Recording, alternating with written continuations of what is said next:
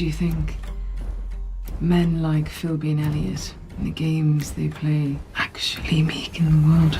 You mean like the one you and Elliot are now playing?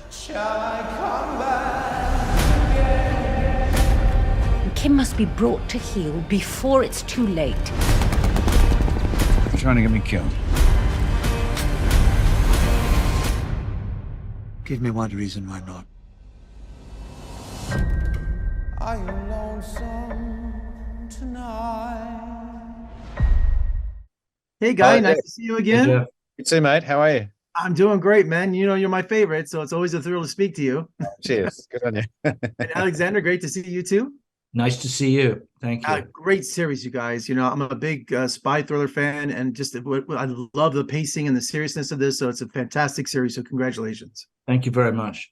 You know, and Guy, in the spy game, Guy, trust no one. That's the way of life. But this isn't a Bond style of movie at all. It's true life, and it goes much deeper, doesn't it?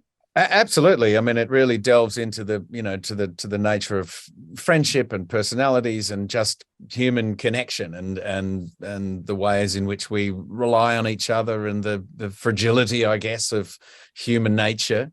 So it's a story about human beings. It just happens to be set in this sort of quite specific dangerous world that none of us really live in.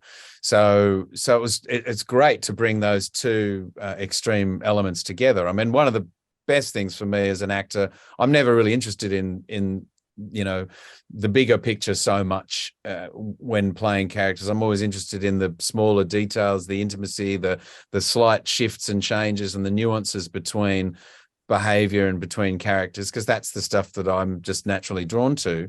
And so getting to see that in this kind of world with these kinds of characters who are duplicitous, who are spies, who lie for a living, was really exciting stuff to do. And Alexander, you know, I'm Generation X, and I just feel there's a romanticism, if that's the right word, when it comes to Cold War thrillers. And adapting Ben McIntyre's nonfiction book, was it challenging fictionalizing a real-life scandal?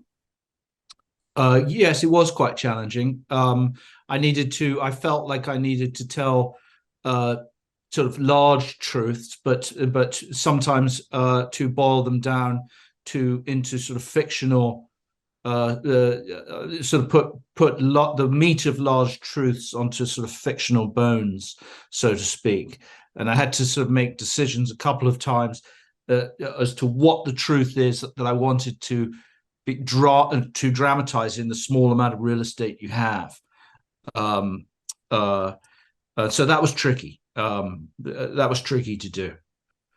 But the other thing is, I like these. I've always I was very lucky to be able to make the show I wanted to make, and to work with Nick, who wanted to make the same show. We were on exactly the same page all the time, and you know, we wanted to have this intimate examination of a friendship, and you know, that's not easy to do and keep it interesting.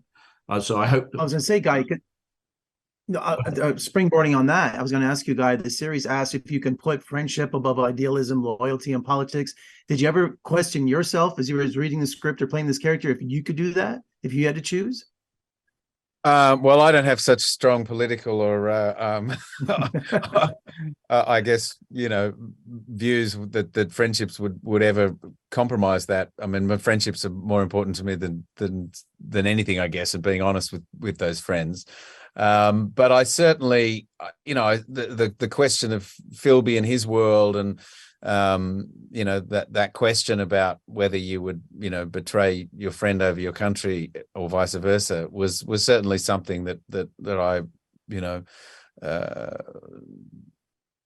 looked at and was very aware of while we were making this. It's just a fascinating topic. Absolutely. Well, gentlemen, thank you for your time today. Congratulations on an incredible series, and let's talk again soon. Thank you so much. Thanks, Jeff. See you, mate.